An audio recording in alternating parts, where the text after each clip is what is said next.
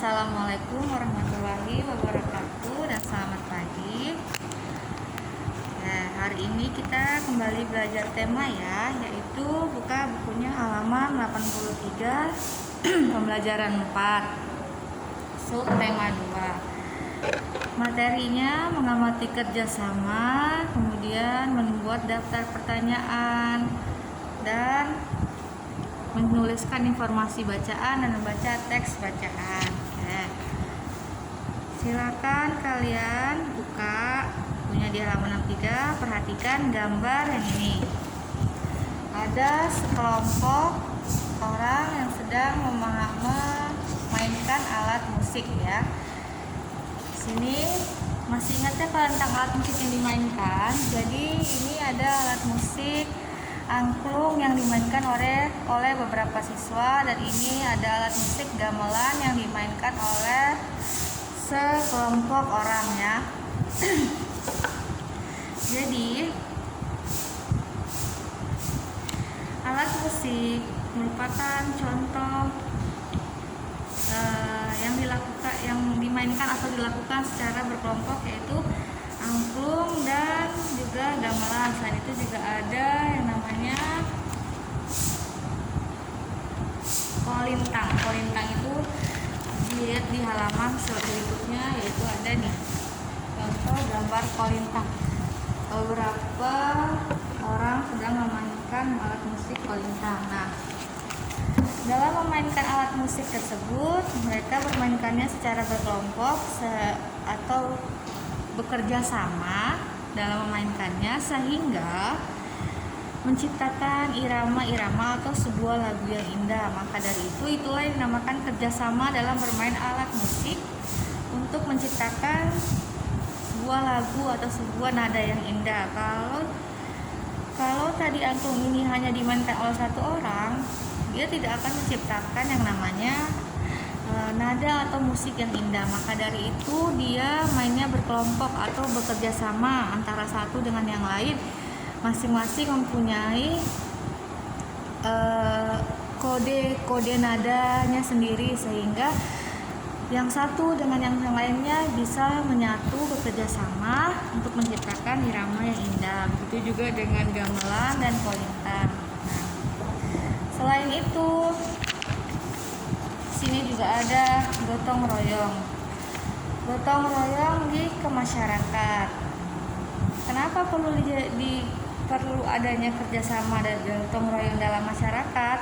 Agar terciptanya kehidupan masyarakat yang aman, tentram, dan damai. Kalau kita di masyarakat itu semuanya sendiri-sendiri, tidak bekerja sama, maka tidak akan tercipta masyarakat yang damai, tentram, dan aman. Pasti mereka acuh tak acuh, sendiri-sendiri, tidak mau saling membantu, tidak ada yang mau bergotong royong atau bekerja sama membersihkan paret. Nanti hanya satu rumah yang membersihkan rumahnya, membersihkan paretnya, selokannya, sehingga hanya rumah itulah yang bersih dan rumah tetangga-tetangga yang lainnya tidak bersih karena tidak adanya gotong royong dan kerjasama di lingkungan masyarakat. Maka dari itu di lingkungan masyarakat kita harus bekerja sama, bergotong royong untuk membersihkan halaman rumah, membersihkan selokan, agar semua warga yang ada di lingkungan masyarakat itu bisa aman, hidup sehat, tentram, dan damai. Sini ada gotong royong, merupakan bentuk kerjasama di masyarakat Indonesia yang sudah menjadi budaya. Gotong royong merupakan salah satu perwujudan nyata dari semangat kesatuan masyarakat Indonesia. Dengan gotong royong, pekerjaan berat menjadi ringan. Tidak hanya di masyarakat, di lingkungan sekolah, kita juga perlu kerjasama. Untuk mewujudkan lingkungan sekolah yang harmonis dan kerukunan, diperlukan semangat kebersamaan yang kuat. Keragaman yang ada ini harus dibingkai dalam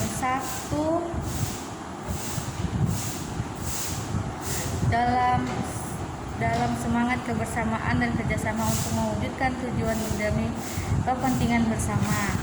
Cerita di bawah ini. Nah, ini merupakan salah satu contoh gotong royong di lingkungan masyarakat ya, Bapak.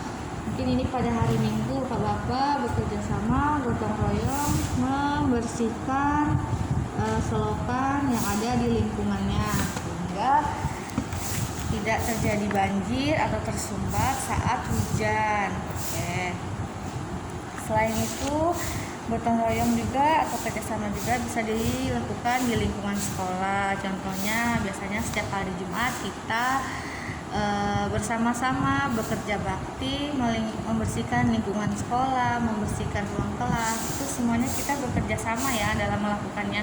Jadi tidak ada yang satu bekerja, yang satunya hanya duduk-duduk saja melihat. Dan itu tidak boleh ya. Kita harus ikut juga membantu, bekerja sama, membersihkan agar kelas kita ini indah, bersih, nyaman untuk kita pakai belajar. Nah, kemudian coba perhatikan teks di atas ini.